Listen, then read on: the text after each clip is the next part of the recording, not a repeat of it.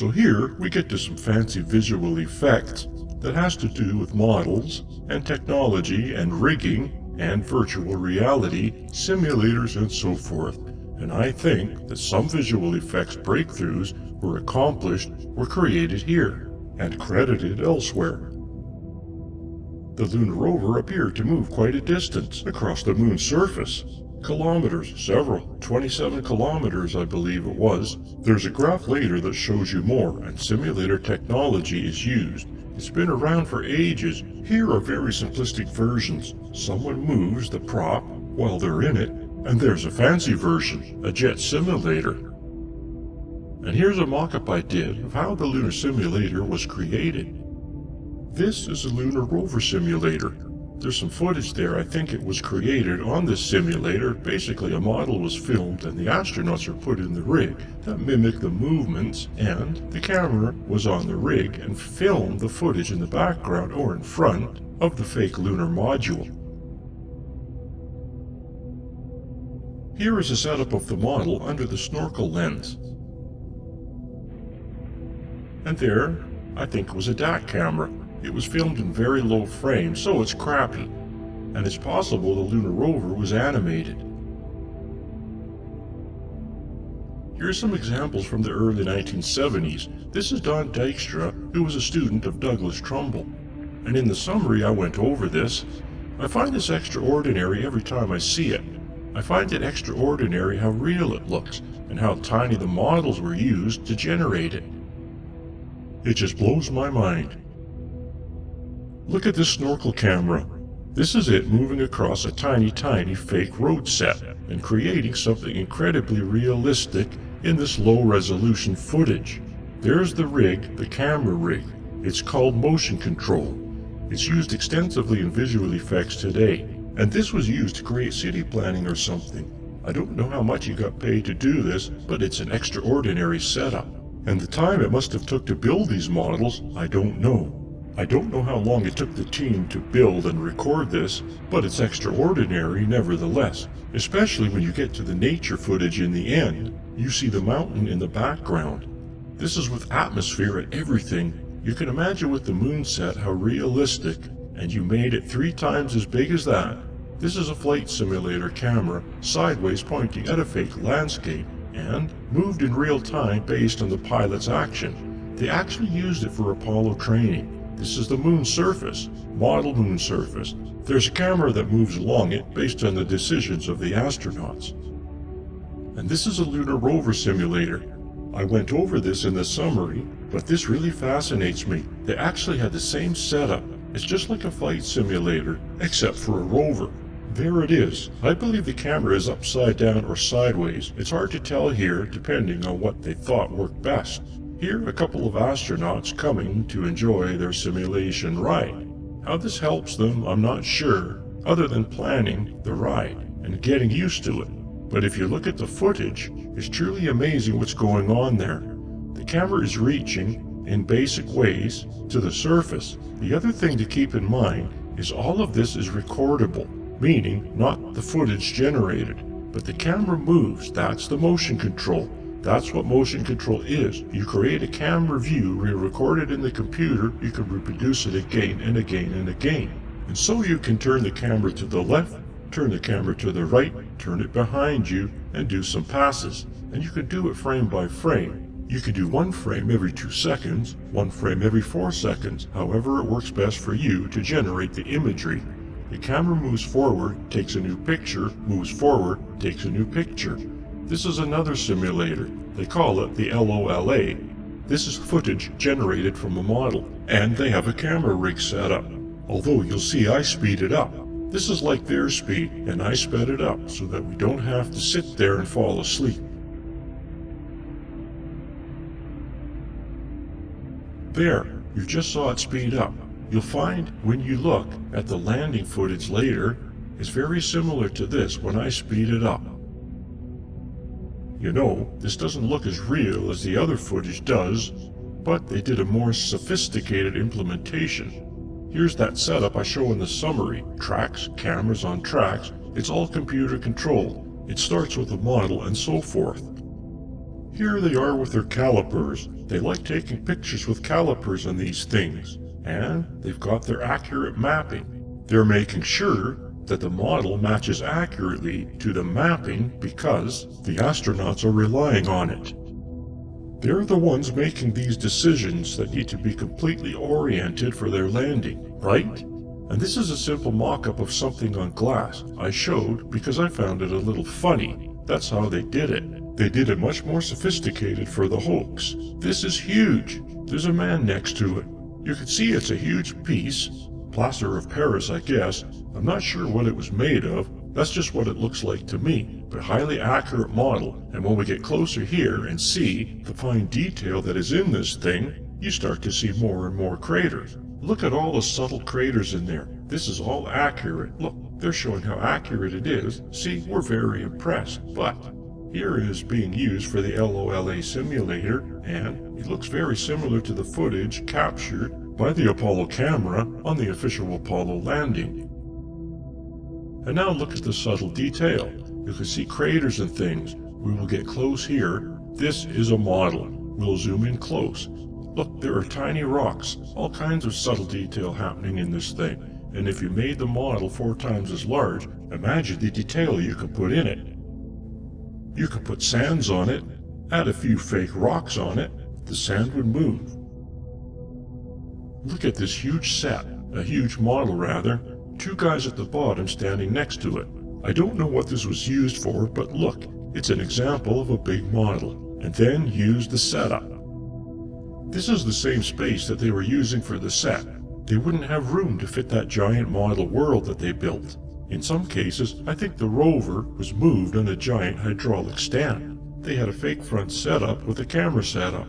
I don't think necessarily it was in view, but it was used to generate shadows on the surface. So here, I think these photos were generated from a DAC camera.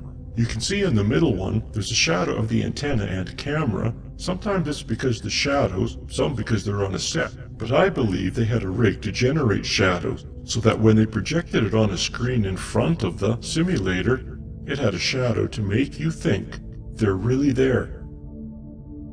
Here's another example you can see, but it's rare, right? All of these images, but they only have one shadow, so it's quite possible they take one frame at a time. It's just got a shadow in it. Fiber optics are used in the cameras. Possibly they had endoscopic kind of setup with the camera, and instead of doing this, like they did in Star Wars, you have these guys coming and going and animating. The camera animated. In fact, you'll hear Douglas Trumbull a bit describe how they did it on Back to the Future ride. I had no idea that they could do that, and no doubt he implemented something like that in the Apollo simulation, whatever they call the hoax. So instead of guys doing this, they had cameras. And maybe they had something in their bag of tricks. Move the antenna so that it projected the proper shadow. Here I am showing an example. This is footage generated by filming of the models. A computer model, but it's an example nonetheless. Here we are in the simulated ride in front of the footage with no movement. And now we're going to use the same footage, and we're going to add a very simple movement, kind of like we saw in the rover simulator. And there's the rig moving a little bit. That's what's generating the image at the top. And here we're going to add a little extra little move. We're adding pops and stuff. And here you'll see that extra movement. It's not added to the original footage. I have been doing these as separate so you can see them as separate. Here we have a loose camera, as if it's on a stand that's reacting to the movement of the rover, and you'll see how it all comes together. This is the basic movement, the left image at the top, and now we will add what I call gross movement, where it's all kind of moving in and out of craters. Now we have the smaller movement, and it's a little extra.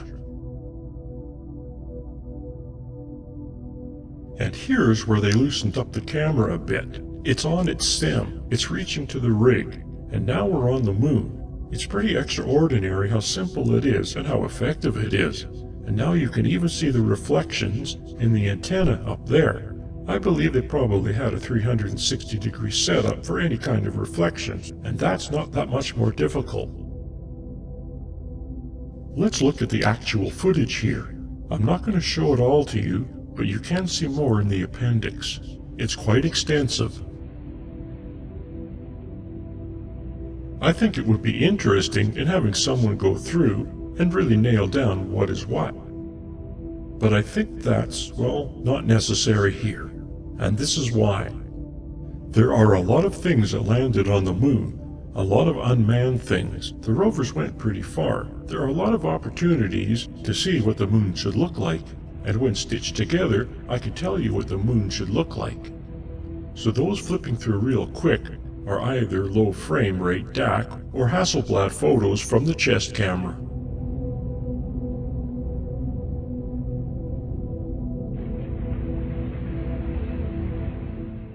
So here, I stabilize these. It's amazing how unbearable it is to watch the actual footage. It'll drive you insane it's shaking so much. I minimized the shaking a lot here. It had to be done by hand because the tracker doesn't like tracking this crap. But you can see it looks very similar to what I just showed you in regards to the virtual set of the simulator ride.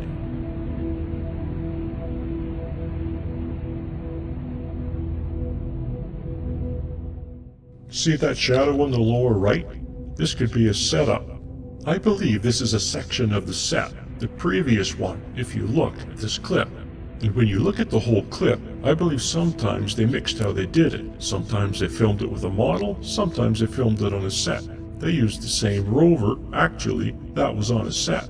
They put it on a rig. Up here it looks like it's on a set, but it's hard to tell. You don't see any shadows of the astronaut on the ground, the other astronaut sitting in the rover, and the reflections are just the landscape. So I think it's quite possible that this is fake footage, meaning they're not on a set. And this is all reacting to the motion-controlled camera that they have on it. There's nothing about this footage that says, you know, the landscape, so it's actual. There's no detail in here, so you can't see the detail, it's all limited. The other thing about this footage is that it is transferred to HD. Thank you very much. It should be transferred into log, to digital format, so that we can analyze it for ourselves. Perhaps somebody else could get that to happen. And there's a shadow on the ground. Either that was on a set, quite possible. They're kind of going in circles, or actually done on a model.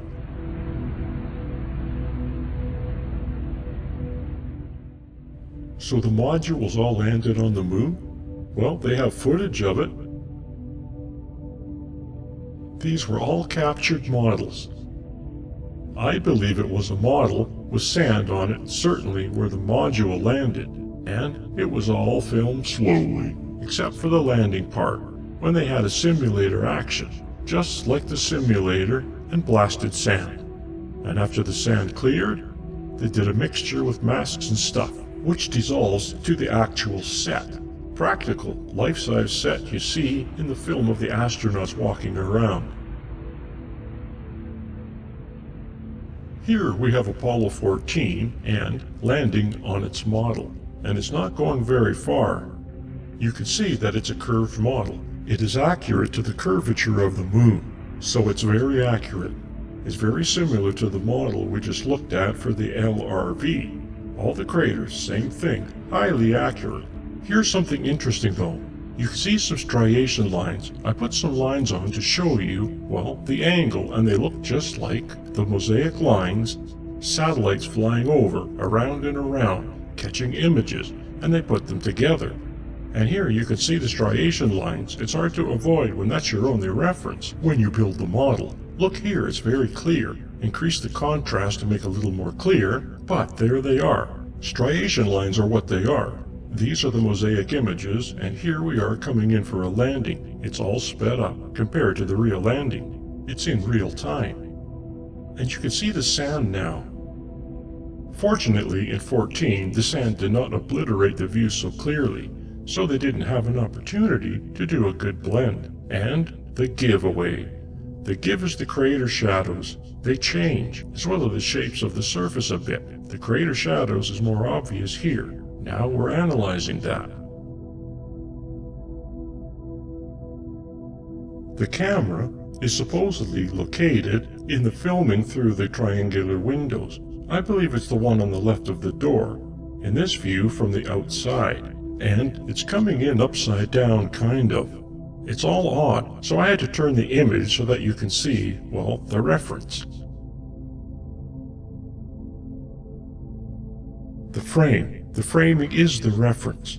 And here we're coming in. You can see the actual sand blasting, but you can always see the craters. The thing is, the two right in the middle there, you can see just above the middle, and the shadows have changed. Here they are, the shadows, so you can keep an eye on them. And see the two shadows there? It's pretty dark, and here the shadows are shallow. It's not so clear to the uninitiated eye, but for me, it is fairly obvious. Those are deep shadows, very dark. Very clear, it's not just an illusion. And here it's just got a little shadow, and zoom in to make it a little more obvious. Now that's very detailed. Now I'll demonstrate how this was done. So here are the craters. We have the two examples of what appears not to be an illusion. Slight sun angle changes, right? In one, the shadows are really low in the crater, and the other, the shadows are higher in the crater. In fact, you see it all in the craters there, but not in the top one. You really don't see it because they change that quickly. It's just a soft mat. It's just, I'm sure, covered with dust to hide it. So I go back and forth, you can see them all. The surface shifts a little bit because it doesn't match up.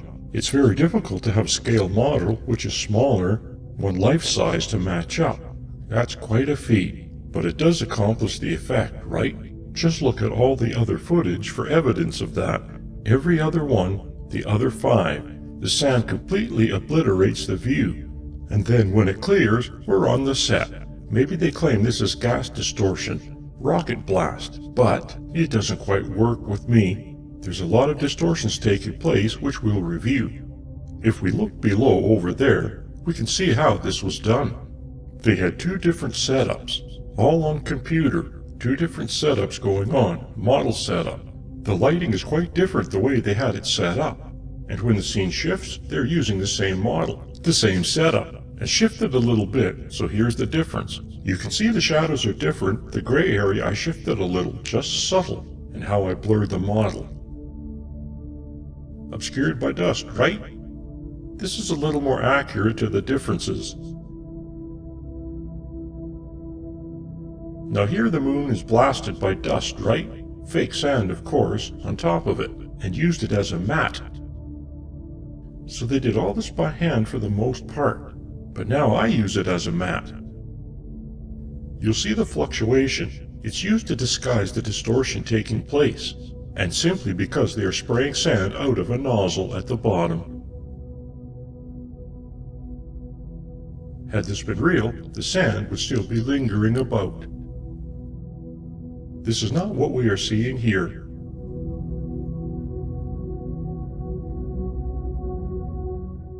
There's another discrepancy here. That's because one was a model and one was a life size. There's a change occurring here on the detail. I'm not quite sure what it is, as it fades in and then fades out again. But there is no reason for this thing to be changing like this. It's changing shape. I think Douglas Trumbull is likely the mastermind behind this. He was the 2001 Space Odyssey visual effects mastermind, and he had a lot of experience in this, simulating the moon and space stuff. His first job was with graphic films and working for Apollo generating PR stuff for Apollo. To the Moon and Beyond is something he generated with Cinerama, and it was used as the technology backdrop. Here's some information about To the Moon. It's a large film format, really longer than other formats, and it's extraordinary what they did on Space Odyssey 2001. There's evidence that it was supported by NASA, and it was a kind of an R&D to figure out all the technology. They used it for the Apollo hoax. And it's also in the interest to see he worked for the Apollo program already, before he did 2001.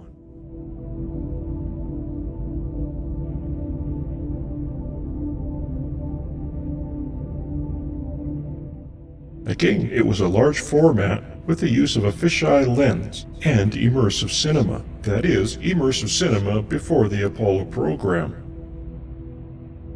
So he was already interested in it. It's quite extraordinary how his career parallels the ability to do all of the special effects needed to pull off this hoax.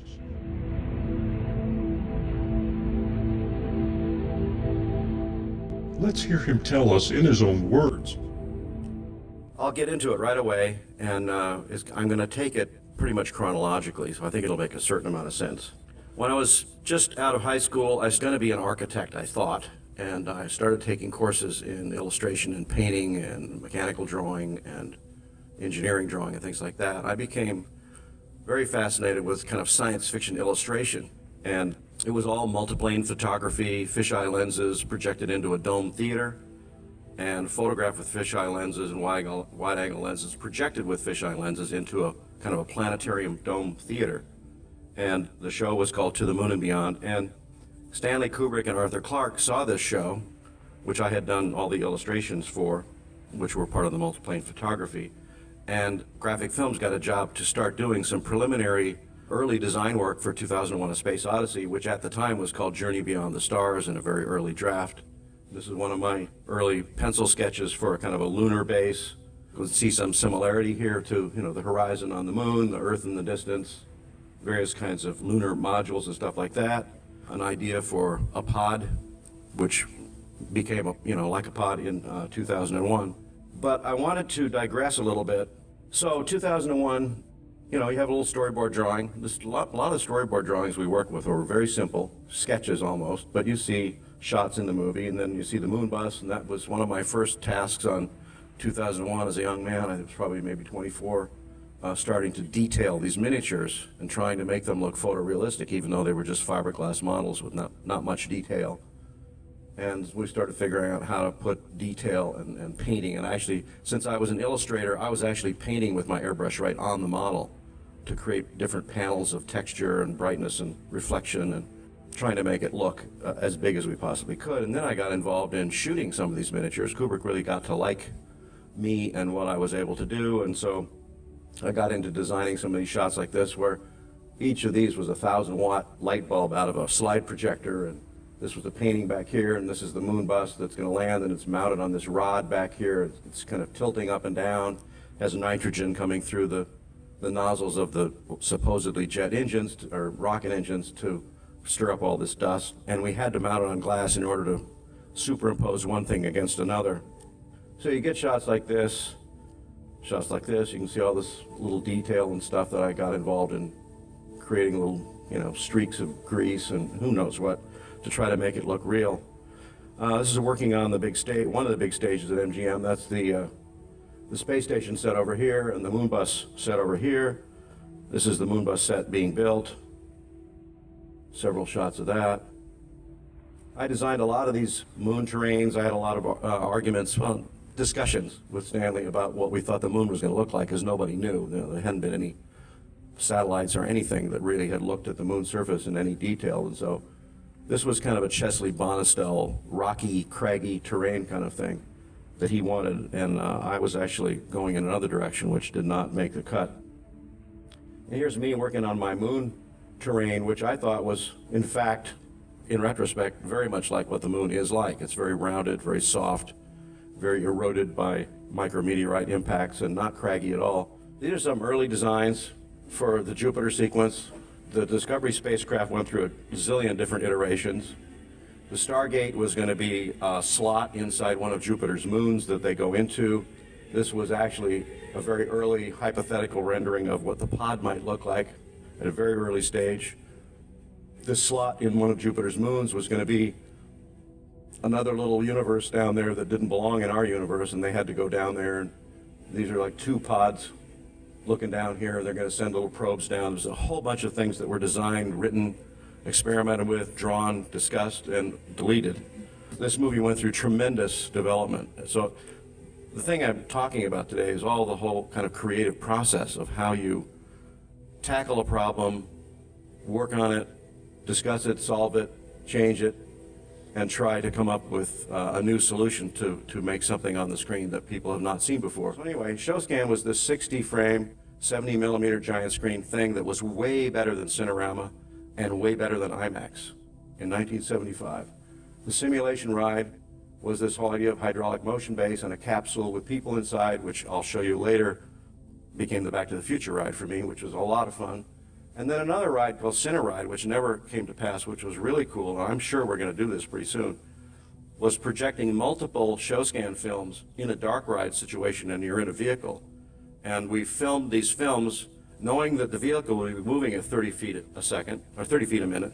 And so we filmed it with the camera moving 30 feet a minute and projected these films into domes, and then had foreground sets that were all moving in perspective to the perspective shift in the movie. And it was all 60 frame.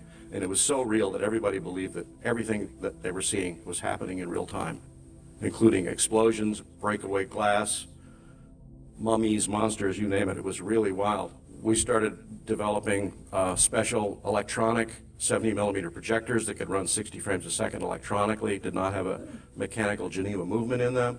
One of the things this ShowScan thing led to was an experimental film, which I'm sorry I can't show you, but we knew the size and shape of the screen. And so I just devised this thing. I said, well, if we shoot in ShowScan and we project it in exact same scale as the theater itself, I'm going to do this illusion. And so we had this scene where we projected a really bad movie on the screen that was kind of a fake documentary, and we made everything go wrong that you could possibly think of. It goes out of frame, it goes out of focus, the film burns in the gate, it's just terrible, and it fails. Then the projectionist leaves the projection booth, goes around the theater, comes behind the screen, turns on a work light back there, because, you know, screens are perforated, you can see through them. If there was a light back there, you'd see the speakers behind the screen. So he does that, and so you see the speakers in there, there's this big roll-up door, there's a door he comes through, and he comes up to the audience and touches the screen, which is catching the light from these house lights, and starts talking to the audience, apologizing for screwing up the show. It looked absolutely real. It was indistinguishable from reality. And his feet are on the ground, and he's 6 feet tall, and it was all in scale to my theater. And heavyweight people like Steven Spielberg and George Lucas and Coppola, everybody came to my screenings. And when I would get to this point, they would get up out of their seat and start leaving the theater, shaking my hand, say, Doug, you know, whenever you get it fixed, you know, give me a call, I'll see if I can get in my schedule to come back. And it wasn't until they were off to the side of the theater they realized they'd been completely fooled. And this, to me, was a really important moment in movie history. And this little movie called New Magic has actually been requested by the Academy to be archived there. And I'm hoping we can get it digitally scanned so we can show it again in high definition. Now we're working on an entry-level version of this, which will enable film students and colleges to do this kind of thing very inexpensively. And I'm working with a guy named Scott Luzmondi at Hollywood General Machining and building a zero-gravity boom out of a porta-jib components. And this is under construction in LA right now, and we're just about to test it right after Christmas. And it's a really cool thing. This whole little gizmo, I can't use the word gizmo, device is going to cost about $5,000 instead of the original one that cost $250,000. So I've also been experimenting with digital single lens reflex cameras, which are quite amazing. If you've ever shot with a Nikon or a Canon, I'm using the Canon 7D with some Zacuto attachments. It's a very inexpensive camera. It's shooting full high definition 1K by 2K 24 frame movies very inexpensively. And I'm having good results with it. And my next step is I'm going to tear this camera apart and pull the chip out and build it into a new camera that will be able to be 2 chips side by side for a integrated 3D camera. Now, in the world right now, the red camera is the hot camera. It's not the only camera, but it's a good kind of mid-level priced camera. And I think we can start adapting this for 3D production as well, because the 3D cameras we're seeing these days are really cumbersome, awkward, and heavy, like the IMAX cameras have been and like the Cinerama cameras were. So we're in an early phase of 3D where shooting in 3D is a real pain in the neck, but it's going to get much better. Right now, I went to NAB just a few months ago in Las Vegas and saw all the latest 3D camera rigs. And I got to tell you, it's horrible because these cameras are clumsy, noisy, fat, heavy, obtrusive, hard to align. They create all kinds of horrendous post-production problems to composite 3D live action. And we're in our infancy of trying to solve a lot of these technical problems to try to make a whole new generation of 3D cameras and solve these problems so that shooting in 3D is not such a pain in the neck. I've been recently working with Terry Malick on Tree of Life. He won't let me talk about it. I think it's going to come out pretty soon. There's one shot I'll show you, just a little hint. There's me. There's a Phantom camera shooting at 1,000 frames a second in a vat of water. You can imagine how much paint or milk or whatever might have been in there. And we're designing one version of that film, which is called Voyage of Time, which is going to be in IMAX theaters in about a year after that, which is going to be this spectacular space experience, probably the closest thing to 2001 since then. And so we've been studying IMAX theaters, geometry, screens, projection. And this whole digital virtual studio I'm working on, which I want to do with my next film, is to build a stage that's designed with the zero gravity boom, and everything is designed around that technology to automate the lighting grid so that we can do rehearsals on this and pre-light scenes and come back into our stage and reshoot. I'm even, hypothetically designing what a studio might look like if you did a whole bunch of these stages. There's a lot of advantages of the zero gravity crane, digital cameras, automated lighting, very limited sets, a very smaller stage, a smaller crew, faster shooting, increased production value, and lower costs. So there's a lot of benefits to working this way. So I'm working on this whole idea. I'm writing screenplays for this technology, and we hope to kind of clone this and make it happen all over the world. We have to get funding. I'm not going to go through this. It's more like a business presentation. It's okay if you call me a mad scientist. So the question is, who's behind this? Well, to start with, there's Mission Control, but almost no one was behind this. They were fooled along with us. There were perhaps a few agents in there. The only people talking to the people on the moon were the astronauts themselves. They were the ones that did all of the talking to the supposed astronauts on the moon. And that's not a real moon, by the way. And I believe that they were in the suits in the footage that we see, and they've been lying to us ever since. And not everyone in this picture landed on the moon, but I believe they were all involved one way or another, and someone could investigate that further. But in Mission Control, there were astronauts there, and they were the only ones that were allowed to talk to the astronauts. This is a camera controller.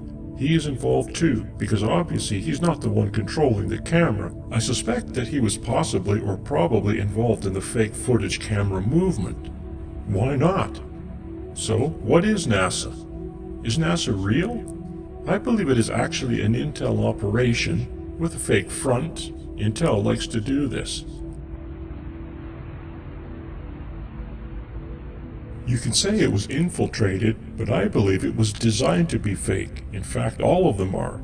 The entire space program is a front. Such companies say, yes, we're here for humanity, and yes, we put people in space, but no, we're putting spy satellites over the planet, trying to control the planet. It's an age-old technique of owning the sky. Yes, we try to communicate with the heavens, but we are in communication with the gods. Apollo is supposedly the god of light. NASA is not.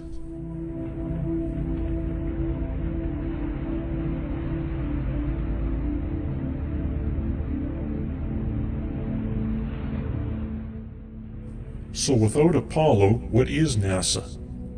Apollo isn't real. It's nothing but a ghost.